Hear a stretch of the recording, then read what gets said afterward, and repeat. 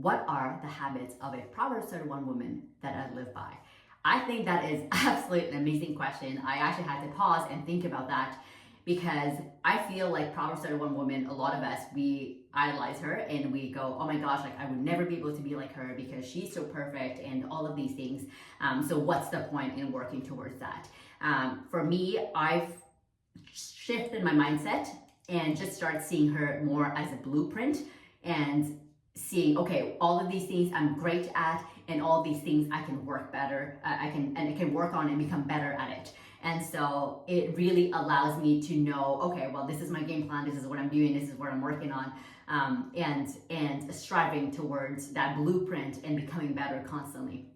Because it can be so easy for us to be staying and not grow and just like be the same person year after year instead of just becoming better every single year. And so the first one for me would be working diligently with my hands. And that is something that I was not doing before being married, having kids, all of these things. I started all of that last year when I went on my Biblical Womanhood journey. And I started realizing that, working in the home and wanting to be a homemaker and doing all these things to serve my husband and children was to glorify Jesus. And because that's what homemaking is. It's to glorify Jesus. And that's how God created the design of man and woman. And so when I started understanding that and shifting my mindset around that, I was like, oh my gosh, okay, so like how can I learn to cook and bake and sew and all these things? And recently I also learned to cut my hair and the girls' hair. And a few years ago, I actually learned to cut my kid's hair because he always, like nobody does something nobody cuts his hair like the way he wants to. And so when he would go to the barber shop, he would come home and we would just fix it. So then I was like, I can just cut hair. I'll just learn. And so we decided to do that with the girls in my hair as well, because same thing, like for me, there was nobody that, it just wasn't the way I wanted it necessarily. And it was fine, but just not the way I wanted it. And so maybe we're just too difficult. I get it. But yeah, and then learning to cut the girls' hair, learning to bake and to cook. That was never my passion. I looked down on those things because I didn't want to be labeled as a stay-at-home mom or a homemaker or all these things that I looked down upon.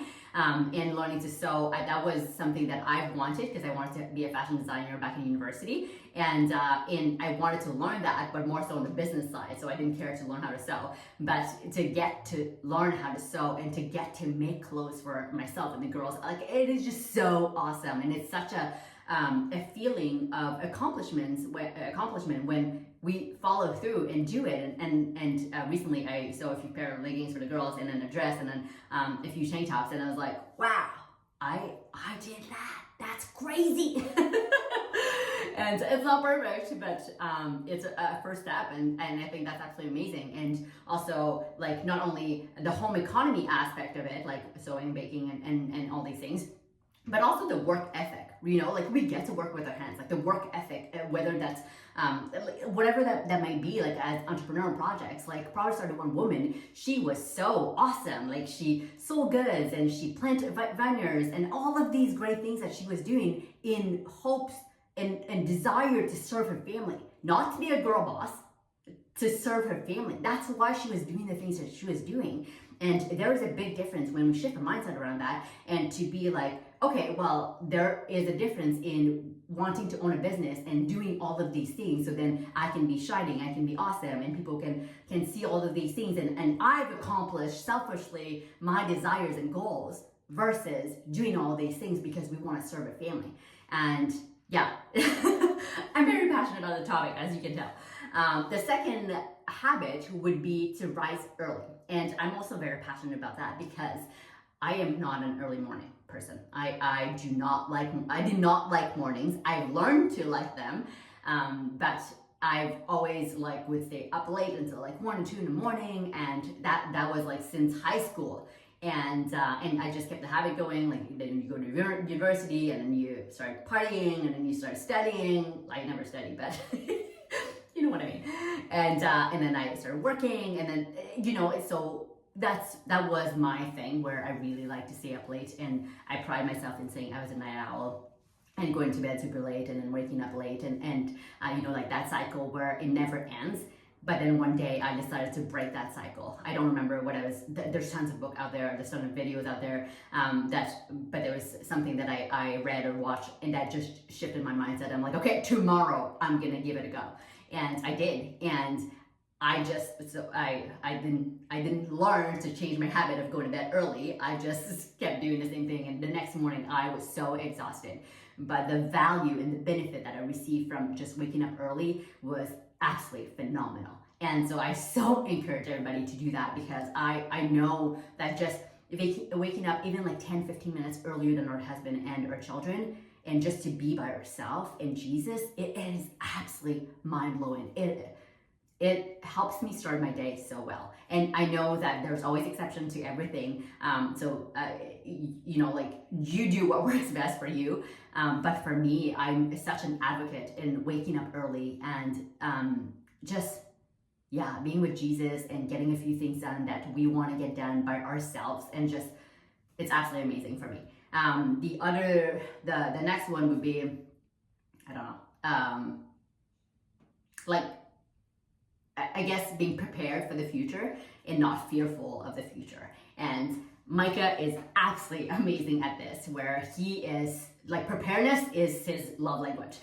It's just so awesome. And because of that, it started like stemming on me. Like, he's so prepared for everything, like emergencies, financially, where we're going, what we're doing, all these things. And obviously, like, we're going in a straight line until God directs us in a different path, and then we'll follow God's plan.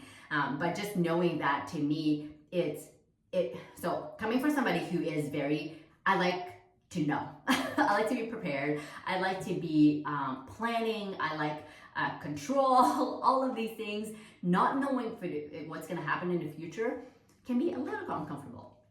And over the years, I've learned that I needed to shift my mindset around that, and really choosing to see that as a blessing, and choosing to rely on God and lean on Him and completely trust Him for His glory.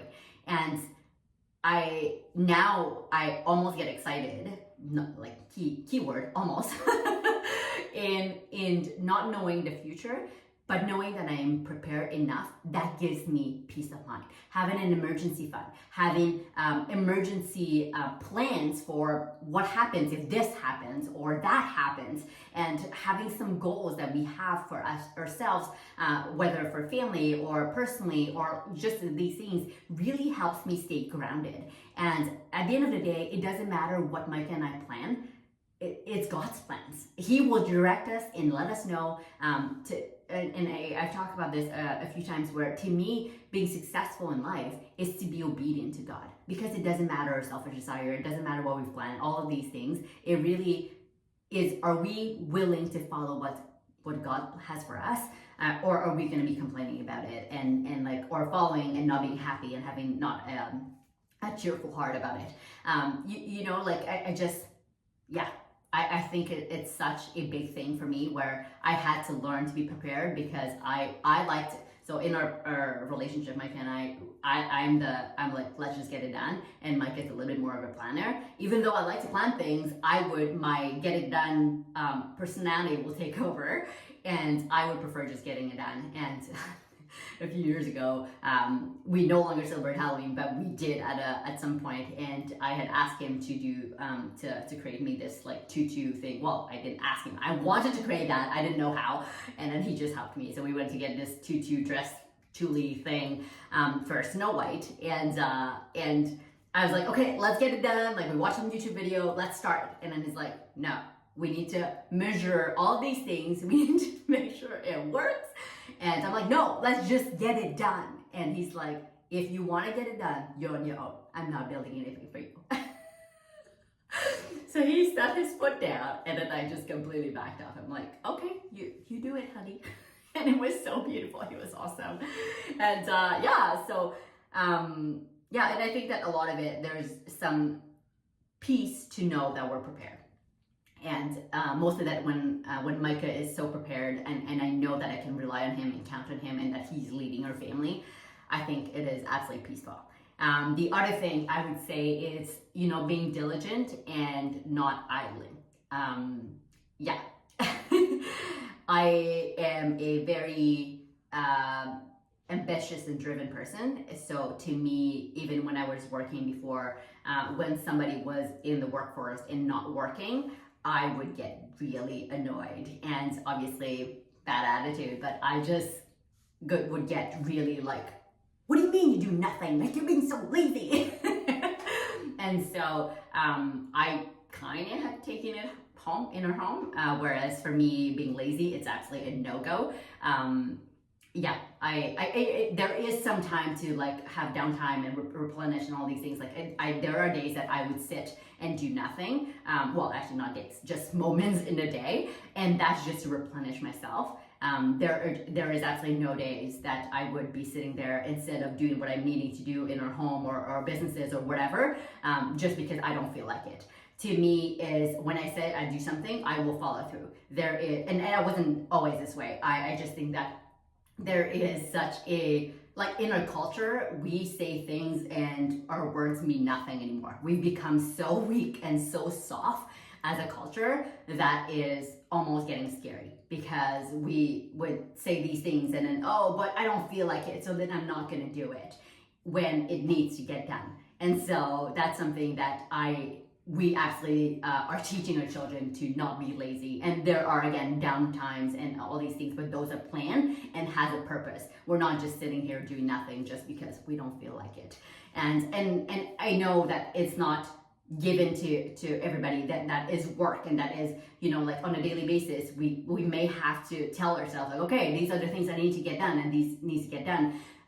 But for Mike and I was just, I don't know, like I don't ever want to be,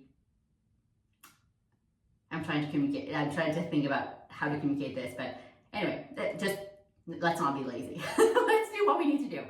And the other thing, the last thing is essentially the fear for the Lord. And I think it is so important for every single one of us to put Jesus at the foundation of everything we're doing. And just like I talked to before, just being obedient to what God has in mind for us. And just because fearing the Lord is exactly that. We do everything for Jesus to build his kingdom and to lay that foundation for our children, because we are here to train them in the way they should go. And so it is such a blessing. It's a little scary because of that responsibility, but it is such a beautiful blessing that we get to do that. And so I think that there are tons of habits of Proverbs 31 women that we get to build on and that we get to become better. And the more we go, the more we become better. Even like 1% every single day. Like, it is so much. Like, it compared to what we did last year, it is so much better. And we get to do that for the kingdom of Jesus.